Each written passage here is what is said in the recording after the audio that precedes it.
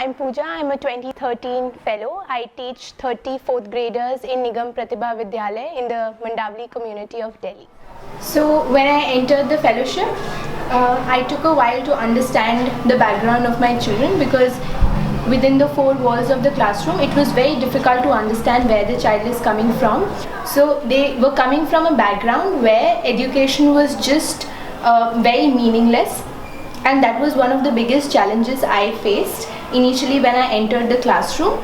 Growing up myself, I did not get many opportunities, and one of my favorite quotes are that, like, you cannot ask a fish to climb a tree. So it was really important for me that each and every child identifies what is his or her interest area, and then give them opportunities in those areas so that they can actually become what they dream to. But then as I came into the second year, I realized that there are a lot of problems in their community which are going to restrict them and are going to be obstacles for them to achieve whatever they want to, and it is very important for them to identify those problems and start working towards them at a very young age. The first year, one of the biggest mistakes was I made my kids very dependent on me, and this was my vision the second year, that I do not want them to be dependent.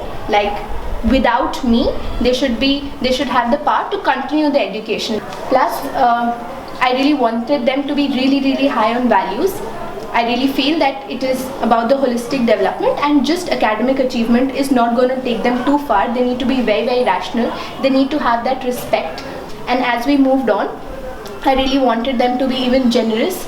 How, like, they identify that there is a class which is even more underprivileged. Never should I force anything or impose anything on my kids. If I have a vision, they should tell me theirs, and it should be an integrated vision of, like, the class, not just my vision.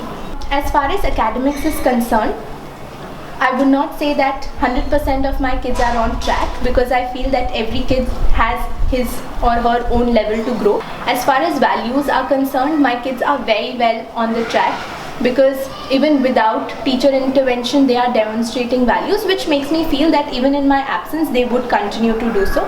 As far as the rigor is concerned, I want them to look at problems in a very real life way. I don't want them to come out with answers. I want them to know the process.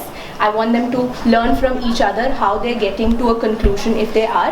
I want them to be very discussion oriented, to be learning from each other.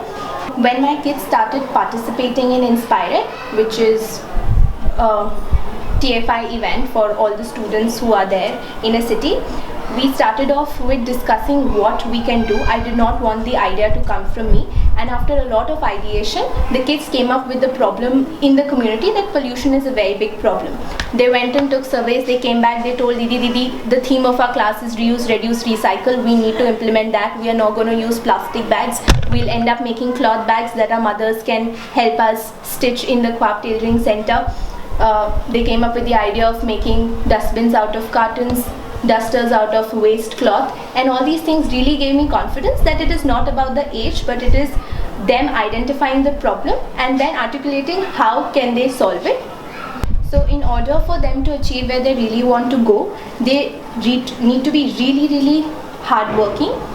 Intelligence varies from child to child, but if every child is hardworking, they will be able to get to the level they have to. So for me, it's very important that each and every child of mine is hardworking, interested, and is very focused. They are clear of what they want to do and why they want to do it. Over the 2 years, I have developed an amazing connection with them, which I don't know how to define, but it's very easy for them and me to share. It's not a teacher-student relationship. It is more of a learner-learner relationship in which both of us are teaching each other. Given my ultimate vision, my daily actions of, like, telling them every single day that, like, no day we should come to school and not learn.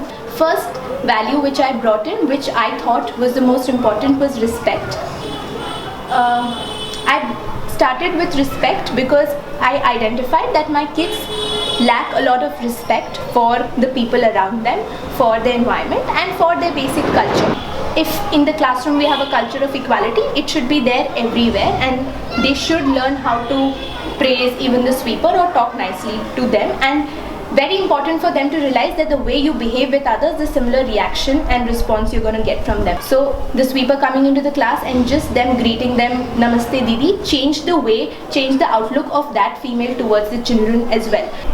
one of the greatest leadership qualities a teacher should possess is of working relentlessly, because the kids actually look up to you, and the moment your kids see that you are losing out or you are falling weak, you can just see it translating onto them.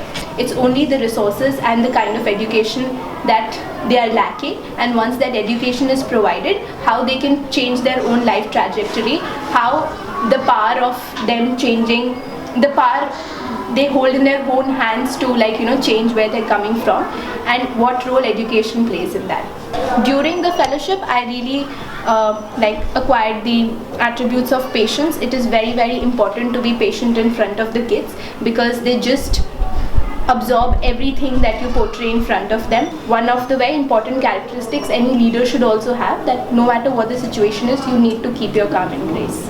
I was very driven by emotion initially, but then after coming into the fellowship and through my journey, I just realized that it is a reality which you need to accept, but at the same time, if you think about what is causing that, you can actually make a difference to it rather than feeling bad about it or rather than getting emotional about it.